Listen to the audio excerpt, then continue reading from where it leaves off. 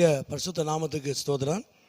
இன்றைய தினத்துக்கான தேவனுடைய வார்த்தையானது உபாகமம் 30ஆம் அதிகாரத்திலே அந்த கடைசி வசனம் 20ஆம் வசனத்திலே கடைசி பகுதியை பார்க்கும் பொழுது, அவரே உனக்கு ஜீவனும் தீர்க்காயுசுமானவர் என்று சொல்லி பார்க்கிறோம். அவரே தேவனே, அவரே உனக்கு ஜீவனும் தீர்க்காயுசுமானவர் என்று சொல்லி பார்க்கிறோம்.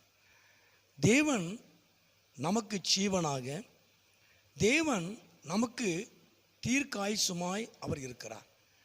அவர் நமக்கு ஜீவனும் தீர்க்காயுசுமாய் இருப்பதற்கு ஒரு 3 காரியத்தை பார்க்கும் பொழுது, மேலே நான் பார்க்கும் பொழுது, அதாவது உன் தேவனாய கர்த்தரிடத்தில் அன்பு கூர்ந்து, உன்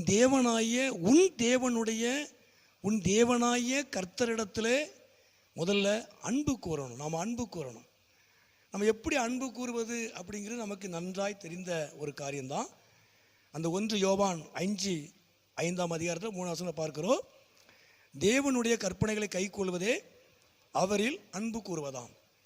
தேவன் சொல்லுகிறபடி செய்வது, தேவனுடைய கட்டளைகளை கைக்கொள்வது, அவர் சொல்லுகிறபடி செய்வது நாம் தேவனிடத்தில் அன்பு கூறுவதற்கு உண்டான அடையாளம். அப்போ தேவனிடத்தில் நாம் அன்பு கூறணும். 2வதாக அவருடைய சத்தத்துக்கு செவி கொடுக்கணும். அவர் சத்தத்துக்கு செவி கொடுக்கணும். அவருடைய வார்த்தையை நம்ம கவனிக்கணும். கவனிக்காத மாதிரி அல்ல, அவருடைய வார்த்தையை நம்ம கவனமாய் கேட்கணும், கவனிக்கணும். 3வதாக அவரை பற்றி கொள்ளணும். கடைசி பகுதியில் அவரை பற்றி கொள்ள வேண்டும். அவரை பற்றி கொள்ளணும், அவரை சார்ந்து கொள்ளணும், அவரை சார்ந்து கொள்ளணும், அவரை பற்றி கொள்ளணும். இந்த 3 காரியம் நம்முடைய வாழ்க்கையிலே இருக்கும் பொழுது அவர் நமக்கு ஜீவனும் தீர்க்காயுசுமாய் இருக்கிறார். அப்போ தேவனிடத்தில் அன்பு கூறணும், அவருடைய சத்தத்துக்கு, அவருடைய வார்த்தைக்கு நாம் செவி கொடுக்கணும், அதுக்கு நாம் கீழ்ப்படியணும். 3வது நாம் அவரை பற்றி கொள்ளணும், நாம் அவரை சார்ந்து கொள்ளணும், நாம் அவரையே சார்ந்து வாழணும், அவரையே நம்ம சார்ந்து வாழணும், அவரையே நம்பி வாழணும். அப்பொழுது தேவன் நமக்கு ஜீவனும் அவர் தீர்க்காயுசுமாய் இருப்பார். இந்த 3 காரியம் சொல்லப்படுகிறது அந்த ஒரே வசனத்தில்.